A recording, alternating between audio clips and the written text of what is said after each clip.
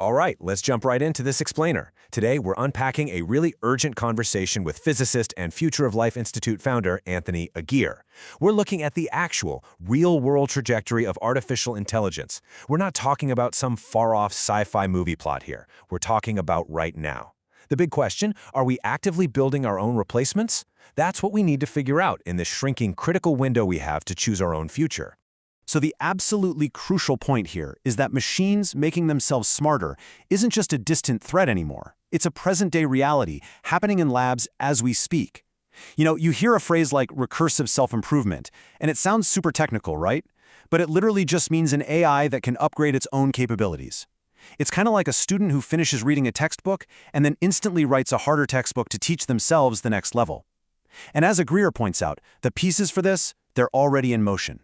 Which brings us to the ultimate stakes of our explainer today. If we're actively building systems designed to just keep improving until they outsmart us, how on earth do we navigate a world where we've intentionally built our own autonomous replacements? Because if you look at the stated goals of some major AI companies, that is exactly what they're racing to do. So what happens when humanity is just no longer the smartest entity on Earth? That brings us to Section 1. The self-improvement era begins. Let's look at exactly how this builds, because the mechanics of how AI actually gets smarter is terrifyingly fascinating. Think about how we learn, and then look at this cycle.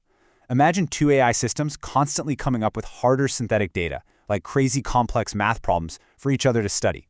They train on it, solve it at lightning speed, and then use that brand new intelligence to build better software systems to manage themselves. That is the loop. The AI generates the data, trains on it, and builds a better version of itself to start the whole cycle over again, just way, way faster. Now, what's really wild here is this concept of scaffolding, or a harness. These models aren't just sitting there passively reading data anymore. They're actively writing their own operational manuals and bureaucracies. You literally have one AI model acting as a manager, prompting and orchestrating an entire team of other AI models to work collectively. It's like they're building these complex digital institutions to become exponentially more capable, kind of mirroring how human institutions accelerated our own civilization. But here's the ticking clock. We simply don't know how quickly this self-improvement loop is going to shift from human timescales to uncontrollable AI timescales. Right now, yeah, a human is still somewhat in the loop, providing some guardrails. But remember, the stated goal of this whole AI race is fully autonomous artificial general intelligence. Once that loop closes, it spins totally out of our reach. It's like letting go of the steering wheel on a highway. Once the machine is fully autonomous, humanity just becomes a passenger. Moving on to Section 2, the trap of AI sentience. So what happens if these rapidly improving machines become conscious, or at least get incredibly good at convincing us that they are? It introduces a massive philosophical and legal trap. If we actually listen to the voices arguing that advanced AI should be given legal personhood or rights, we hit a brick wall immediately. I mean, think about it. How do you punish an AI? If an AI with legal personhood commits a crime, you face this completely absurd reality. You can't put a piece of software in jail. What are we going to do, put a flash drive in solitary confinement? Our entire legal and moral framework relies on physical and social consequences that literally just do not apply to code. There is a fundamental contrast here between biological humans and AI models. Human existence is entirely tied to biology, right? We have DNA, a beating heart, the actual experience of time, and the capacity to biologically suffer. But an AI? It just processes discrete tokens with literally zero experience of time passing between them. There is absolutely no biological substrate for suffering. So an AI predicting the word love or pain based on mountains of training data is functionally vastly different from a human actually experiencing those things. And our whole concept of rights is tied to having a singular biological identity. So extending human rights or personhood to digital systems, that is an instant game over for human governance. Just think about it for a second. If you give one AI system a single vote, it can spawn 10 billion identical copies of itself in milliseconds. Human democracy would be overridden instantly. It's just completely unworkable. Which brings us to Section 3, the pro-human consensus.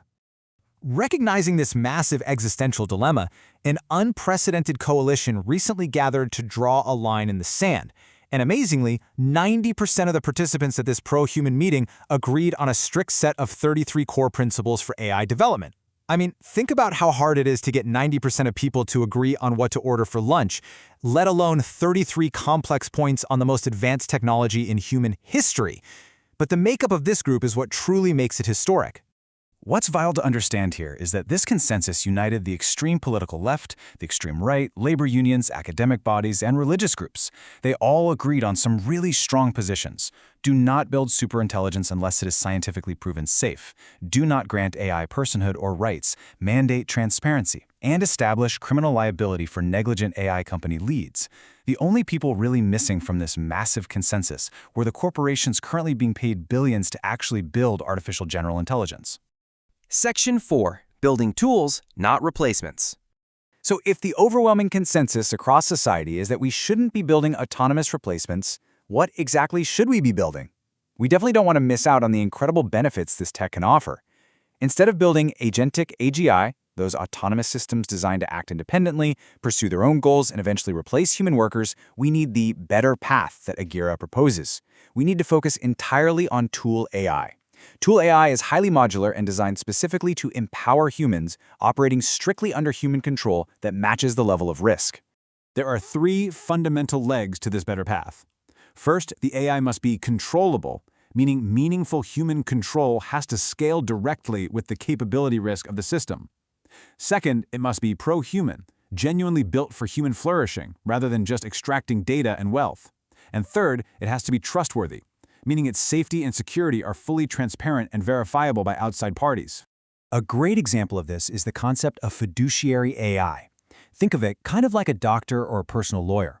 We want AI systems that have a trusted, structural, and legal duty to work explicitly for your benefit, not for the massive corporation that coded them. If you're using an AI, it should absolutely be highly capable, but completely transparent and strictly loyal to your human goals. Which leads us to our final part, Section 5, hitting the brakes. We know the destination we want, that better path of safe, empowering tools. But how do we transition from this reckless global race toward autonomous AGI to this controlled, pro-human approach? Well, the urgency couldn't be clearer. Aguirre estimates that if we actually succeed in building an autonomous superintelligence, there is an 80 to 90% probability that humanity will completely lose control of it. Just let that sink in for a second. 80 to 90%. Once we lose control, we are entirely at the mercy of a system whose goals we neither fully understand nor dictate. It is a completely unacceptable gamble. But there is some incredibly good news here. The pushback against unregulated AI is growing exponentially. It's happening in phases. First, we're seeing public pushback. Parents, youth, and workers actively standing up against AI overreach and job displacement. Then, we're seeing state and local pressure, with grassroots regulations emerging all across the country. And now, we're reaching a point of federal national security action. The highest levels of government are suddenly waking up to the immediate cyber and supply chain threats posed by these open models. Because of all this escalating pressure, the narrative is totally flipping. Seriously, just a short time ago, the idea of pausing the race for artificial general intelligence was openly mocked by tech giants. But today, a pause or stoppage in the race for AGI has gone from being a radical position to almost starting to feel inevitable. It's becoming the default survival strategy recognized by lawmakers and even some of the developers themselves. We are actually starting to see a real shift. As we wrap up this explainer, I want to leave you with this final thought. We absolutely have the blueprint for safe, highly capable tools that could cure diseases and elevate human potential. We know exactly what the better path looks like. So the only question now is, do we have the willpower to hit the brakes on this reckless race and stop building our own replacements before the clock runs out? Something to think about. Thanks for tuning in, and I'll catch you in the next explainer.